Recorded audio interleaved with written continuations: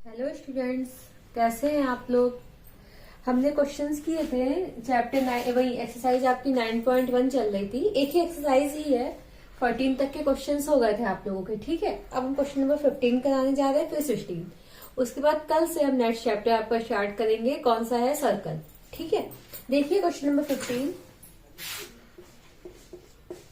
क्या कह रहा है। A straight highway leads to the foot of a tower.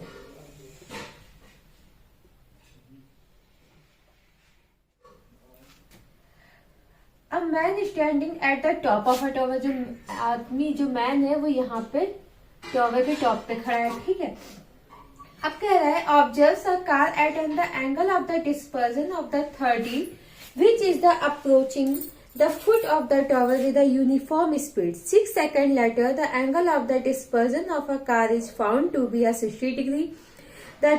Find the time taken by the car reach the foot of the tower from this point. मतलब एक आदमी यहाँ पे खड़ा है और वो एंगल ऑफ डिस्पर्जन पहले कितना बना रहा है यहाँ से।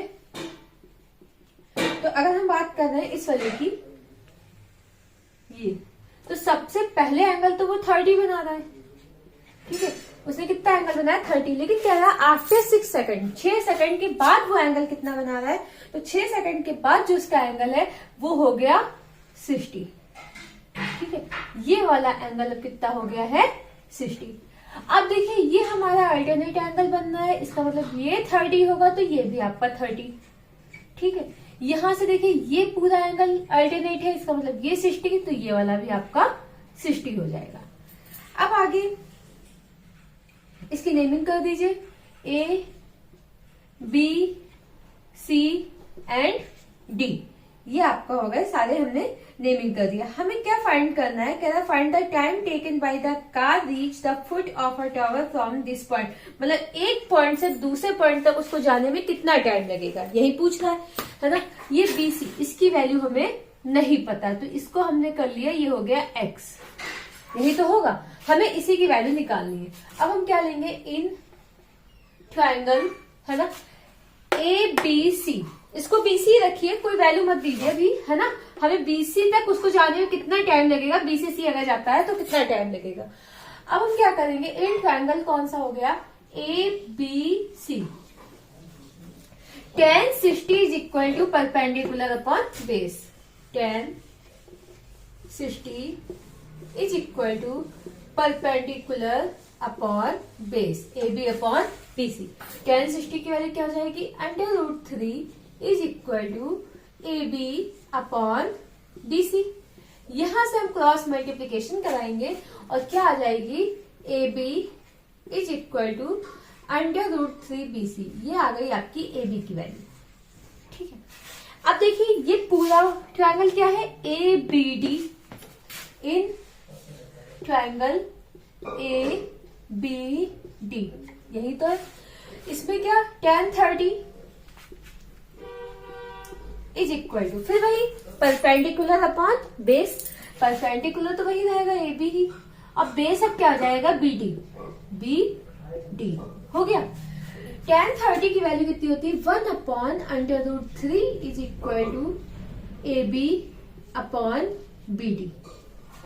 हम यहां से क्रॉस मल्टीप्लीकेशन कराएंगे, क्या आ जाएगा, A B √3 is equal to B D. A B की वैल्यू यहां से फाइंड करिए, क्योंकि यहां से भी हमने ए बी की फाइंड की, यहां से भी ए बी की करेंगे। A B is equal to B D upon √3, ये आ गया। अब हम क्या करेंगे, ये इक्वेशन हमारी 1 हो गई, ये इक्वेशन क्या हो गई, 2 हो गई। अब हम इन दोनों इक्वेशन को कंपेयर करा रहे हैं ना, तो क्या लिखेंगे, from equation 1 and 2। A B जो है वो ए बी के इक्वल है ना, दोनों तरफ ए बी है, तो ए बी से ए बी कैंसिल, क्या आ जाएगा, √3 B C is equal to B D upon √3, यही तो आएगा। यहां से क्रॉस मल्टीप्लीकेशन कराइए, √3 की जब √3 से मल्टीप्लाई होगी तो आएगा 3 B C is equal to क्या आ जाएगा, बी डी।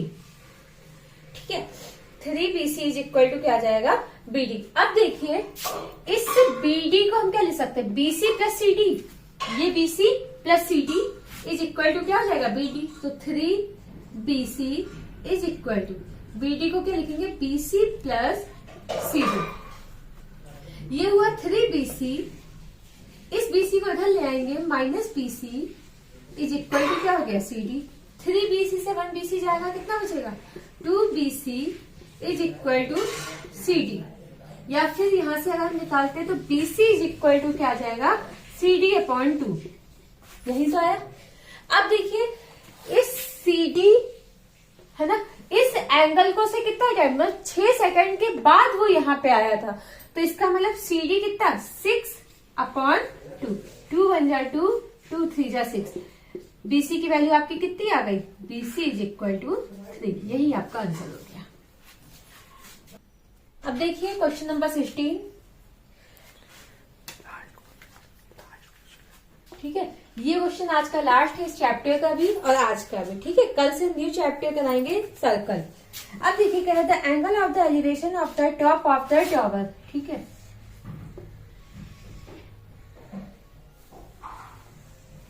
ये टॉवर है, ये angle of elevation of the top of the tower 2 points at a distance of 4 metre and 9 metre.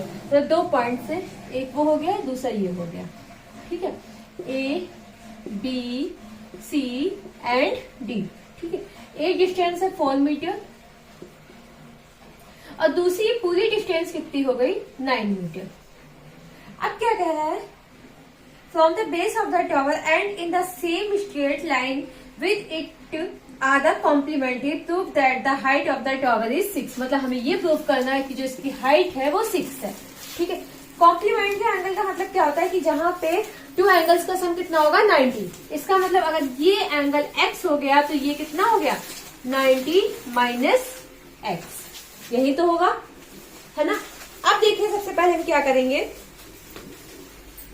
तो कौन सा ट्रायंगल लेंगे in triangle ABC।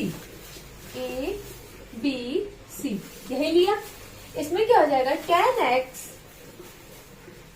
Is equal to perpendicular upon base. मतलब AB अपॉन बेस कितना है BC, BC की value कितनी है 4। ये आ गया tan x, इक्वेशन 1। इसी तरह से इक्वेशन 2 लेंगे किस वाले ट्रायंगल में, इन ट्रायंगल ABD। ये ABD, इसका मतलब tan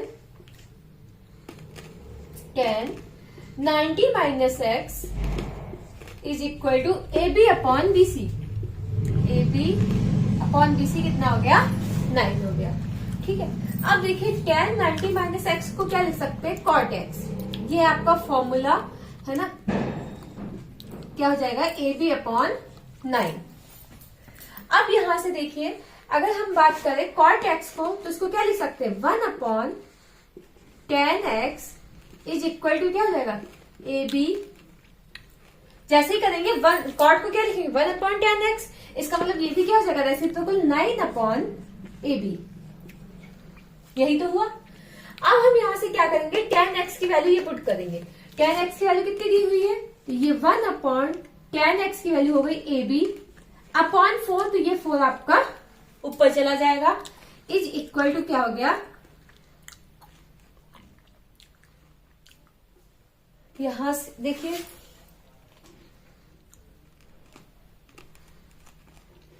cot x की वैल्यू कितनी आई थी AB upon 9। tan 90 minus X is equal to AB upon 9। cot को लिखेंगे 1 अपॉन tan। नहीं देखिए यहां से थोड़ा सा गड़बड़ हुआ है, cot x को क्या लिखेंगे 1 अपॉन tan x, है ना। ये तो फॉर्मूला हमने लिखा, हम इसको रेसिप्रोकल क्यों करेंगे, ये तो एज इट इज रहेगा, है ना। अब देखिए ये 1 आपका ऐसे ही रहेगा और tan x की वैल्यू आपको कितनी दी है AB अपॉन 4 मीन्स ये 4 ऊपर चला जाएगा। ठीक है, AB upon 4 is equal to ये कितना दिया है AB अपॉन में 9। यहां से क्या कराएंगे क्रॉस मल्टीप्लीकेशन, क्या आ जाएगा जब AB की AB से कराएंगे तो आएगा AB स्क्वायर। AB की AB से कराए AB स्क्वायर, 4 9 जा कितना आ जाएगा 36। ठीक है, ये आपका आ गया AB square is equal to 36 किसका स्क्वायर होगा? 6 का स्क्वायर। स्क्वायर से स्क्वायर कैंसिल, इसका मतलब A B is equal to क्या आ गया? 6। यूनिट क्या दी थी? मीटर में या सेंटीमीटर में? तो ए बी की वैल्यू है मीटर में, इसलिए हम इसको क्या कर देंगे? A B is equal to 6 metre, या फिर कहीं कहीं पे प्लस माइनस 6 मीटर भी लिखते हैं, दोनों लिख सकते हैं। ठीक है, चलिए ये चैप्टर आपका खत्म हो गया। कल सर्कल कराएंगे। Okay, thank you so much all of you. Hello, हाँ स्टूडेंट्स, एक और बात आप लोगों से बोलनी थी हमको कि आप लोग प्लीज चैनल को सब्सक्राइब कर दीजिए और शेयर कर दीजिए ज्यादा से ज्यादा लोगों को। ठीक है, okay, thank you, good night, bye bye, कल मिलते हैं फिर से।